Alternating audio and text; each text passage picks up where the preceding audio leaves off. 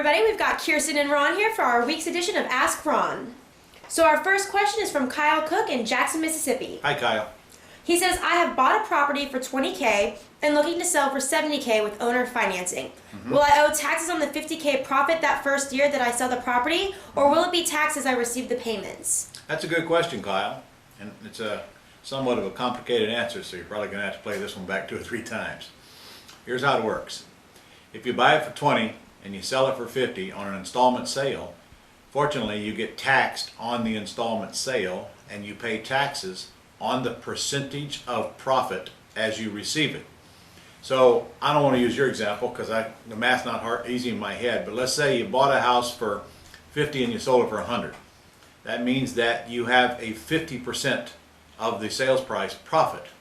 So every time you receive a payment in that case, 50% of the principal portion of that payment would be taxable, as well as all of the interest that you collect on that payment.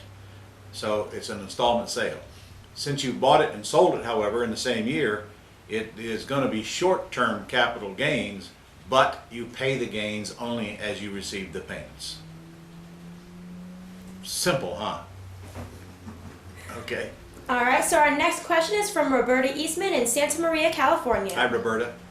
She says, would you go with a sandwich lease or axe? If comps and loan amount are close with 10 grand but house is still over leveraged, payment is $850 but rental market supports $950. Okay. House needs $7,000 to $10,000 worth of repairs that the seller cannot afford to do. No question. It's an axe deal for several reasons. 1, there's no monthly spread. 2, and there's no equity. 3, it needs repairs. No way you want to stay in that deal. Sign it up, find a tenant buyer, get your check, and get out of it and move on. All right. So now we've got Paul Revere in Florida. No way. Paul Revere? That's his name. Okay. He's been struggling that one all his life, I'm sure. Hello, Paul. He says, what steps does your realtor have to take to process an axe deal when you assign it? My realtor? I don't know what realtor you're referring to, Paul, because I don't usually work with realtors on the axe deals.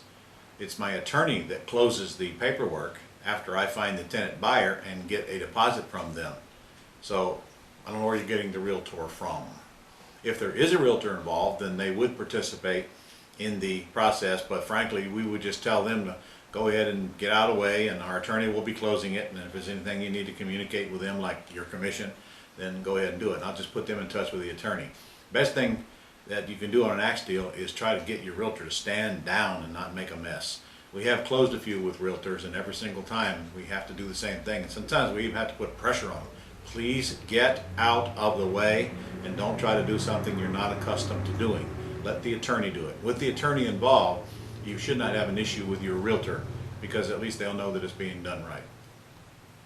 All right, and our very last question is from David Amos in Kernersville, North Carolina. Hey, David. He says, it seems pretty common to require $1,000 from prospective tenant buyers, non-refundable, if you approve them, but they don't proceed to pay the balance when they close with your attorney. I see that the receipt agreement in the U.S. standard forms contains the wording, the undersigned expressly agree that if application is approved, they herewith agree to purchase the property located at blank.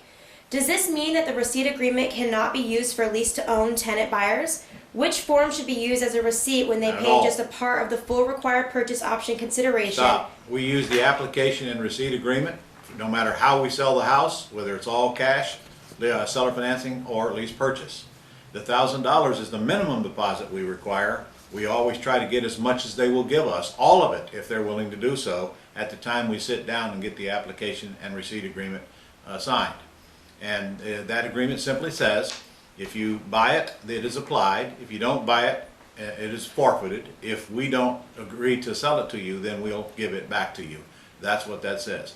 It is what it says at the top. It's a receipt for their deposit. That's really all that agreement is. Does not take the house off the market. Okay? All right, that's it for this week's edition of Ask Ron. Okay, guys, we'll see you next week. I'm about to head out for a cruise, so I'm going to spend the whole week with the Wolfs and the Connors, and if I survive that, I'll see you next week.